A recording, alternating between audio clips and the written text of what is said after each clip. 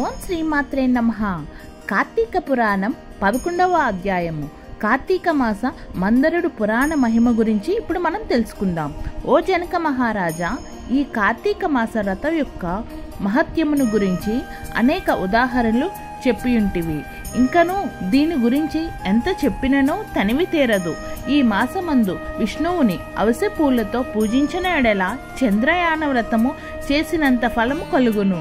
విష్ణు వచ్చనంతరం పురాణ పఠనం చేసినా, చేయించినా, వినినా, వినిపించినా అటువంటి వారు తప్పనిసరిగా వైకుంఠనే పొందుతారు. దీని గురించి మరొక ఇతిహాసము చెప్పుదను, శ్రద్ధగా ఆలకింపుము అని వశిష్ఠుల వారు ఈ విధంగా చెప్పదొడిగిరి. పూర్వము కళింగ దేశమున మందరుడు విప్రుడు గలడు. అతను ఇతరుల ఇండ్లలో వంటలు చేయిచు, అక్కడే భుజించుచు, మద్య మాంసాది పానీయాలు సేవించుచు, తక్కువ జాతి వారి సాంగత్యము వలన స్నాన జప దీపారాధనాదికములను ఆచారములను పాటింపక దురాచారుడై మెలుగుచుండెను. అతని భార్య మహాస్వాద్వి, గుణవంతురాలు, శాంతమంతురాలు. భర్త ఎంత దుర్మార్గుడైనను పతినే దైవము అనించి విసుగు చెందక సకలోపచారములను చేయిచు ప్రతి వ్రత ధర్మములను నిర్వర్తించుచుండెను. మందరుడు ఇతరుల ఇండ్లలో వంటవాడిగా పని చేయుచున్నను ఇల్లు గడవక చిన్న వర్తకము కూడా చేయసాగెను.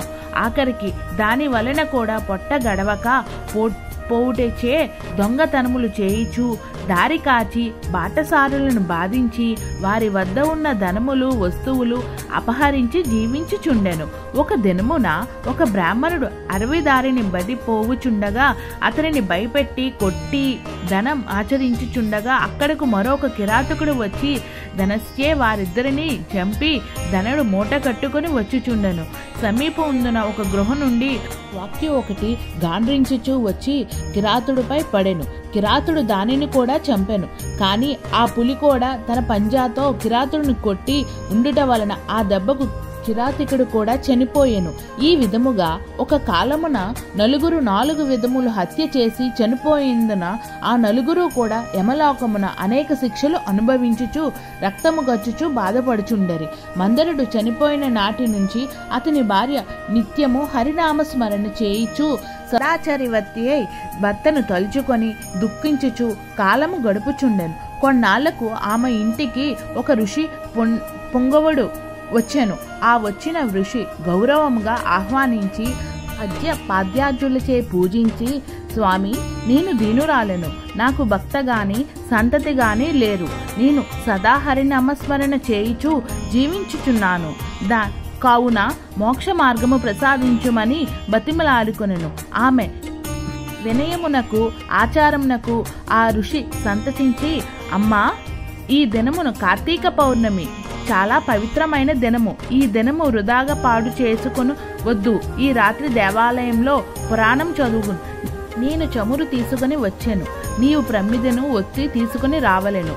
దేవాలయంలో ఈ ఒత్తి వెలిగించి దాని ఫలమును నీవు వద్దనుకొను అని చెప్పినచే అందుకు ఆమె సంతసించి వెంటనే దేవాలయంకు వెళ్ళి శుభ్రము చేసి గోమయం అలికి ముగ్గులు పెట్టి తానే స్వయంగా ఒత్తి చేసి 2 ఒత్తులు చేసి ఋషి తెచ్చిన నూనె ప్రమిదలో పోసి దీపారాధన చేసును. అటు తరువాత ఇంటికి వెళ్ళి తనకి కనిపించిన వారి ఆ రోజు రాత్రి ఆలయ ముందు జరుగు పురాణ కాల క్షేపమునకు రమ్మని చెప్పాను.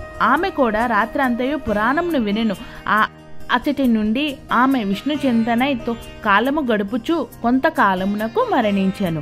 ఆమె పుణ్యత్పురాలగుటచే వల్ల విష్ణుదూతలు వచ్చి విమానం ఎక్కించి వైకుంఠమునకు తీసుకుని పోయిరి. కానీ ఆమె పాపాత్ముడు అయిన భర్త సవాసము వలన కొంచెము దోషముందట చేత మార్గ మధ్యలో యమలోకమునకు తీసుకుని పోయిరి.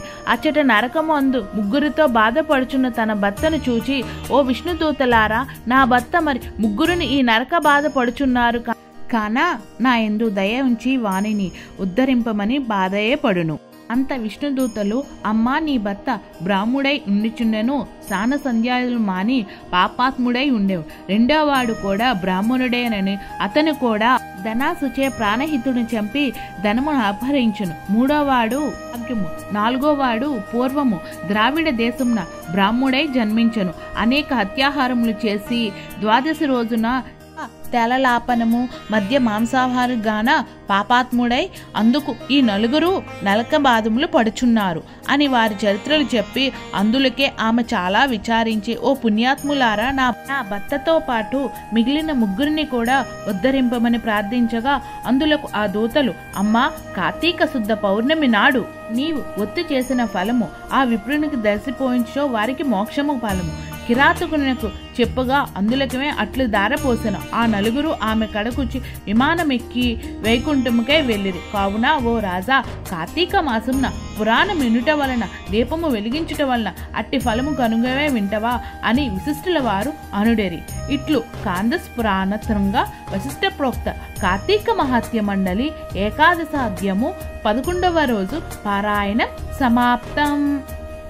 Please subscribe. Thank you for watching.